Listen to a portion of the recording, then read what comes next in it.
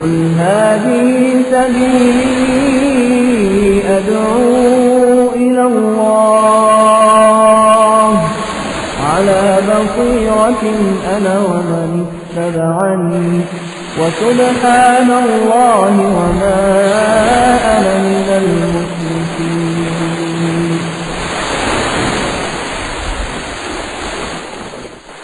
Maka mereka yang meminta syafaat kepada selain Allah justru akan mendapatkan azab atau mendapatkan akibat tidak mendapatkannya syafaat karena dia syirik.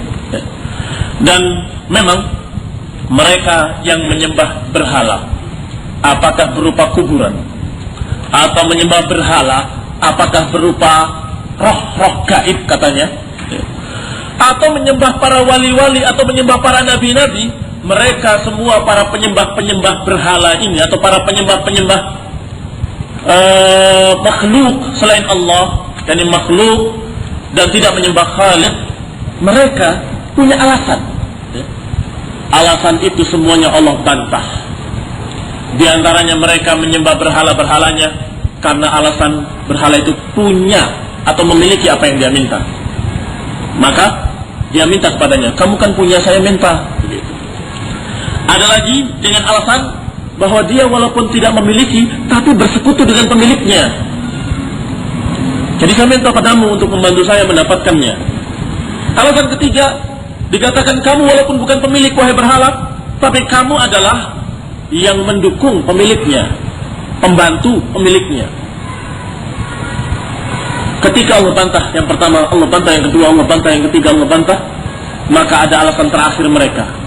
Atau kalau bukan pemilik, bukan yang bersekutu, bukan yang mendukung, paling tidak dia bisa membela di sisi Allah. Ini semua Allah bantah dalam satu ayat.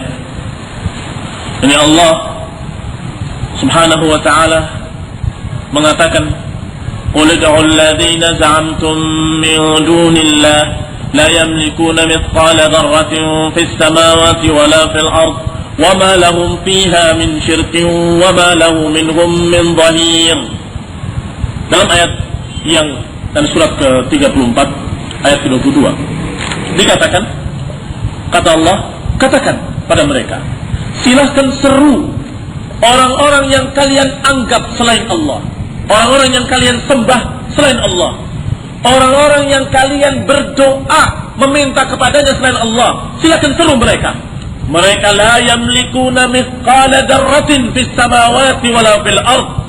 Mereka itu tidak memiliki sedikit pun, sebiji darah pun di langit dan tidak pula di bumi. Berarti yang dibantah alasan pertama, mereka menyembah berhala itu kan dikira memiliki. Saya minta kepadamu wahai fulan, wahai fulan, dikira memiliki. Tidak, kata Allah, la yamlikuna mithqala dzarratin, tidak memiliki sebiji darah pun, tidak di langit dan tidak di bumi, tidak memiliki apapun.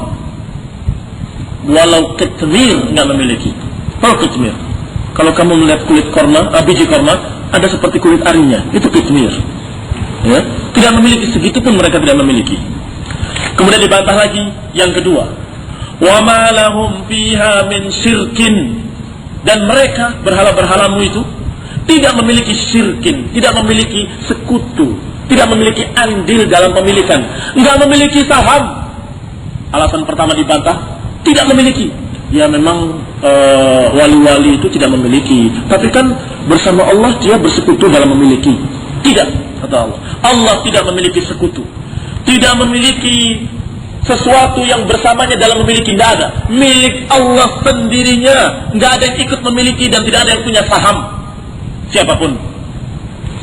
Alasan ketiga dibantah lagi, wa ma lahum minhum min dhahir, dan Allah tidak memiliki pendukung.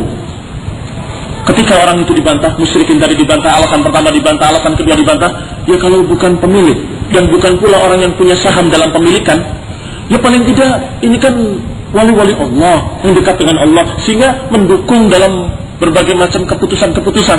Tidak. Wa ma lahu minhum min dhahir, Allah tidak butuh bantuan mereka, Allah tidak butuh dukungan mereka. Dibantah lagi yang ketiga. Berarti sisanya alasan keempat. Apa alasan keempat? Syafaat. Makanya ayat tadi, kalau kamu teruskan ayat yang ke-23-nya, Allah katakan, "Wala tanfa'u syafa'atu 'indahu illa liman adinalah." Dan tidak bermanfaat syafaat di sisi Allah kecuali bagi orang-orang yang Allah izinkan. Dibantah pula alasan yang keempat, yaitu alasan syafaat.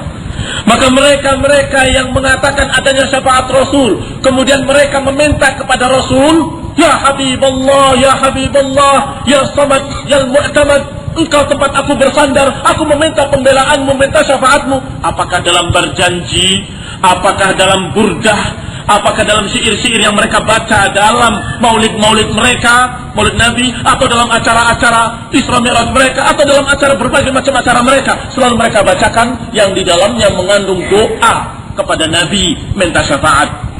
Maka kita katakan kepada mereka, Allah telah membantah pula alasanmu berbuat syirik. Lalu saya minta kepada Rasul, karena Rasul punya syafaat. Kamu tidak beriman kalau Rasul punya syafaat?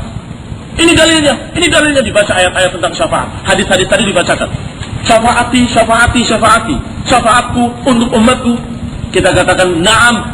Kita beriman bahwa syafaat itu ada, syafaat Nabi. Tapi Allah mengatakan jangan meminta kepada selain Allah. Karena Allah mengatakan, lillahi syafa'atu jami'a.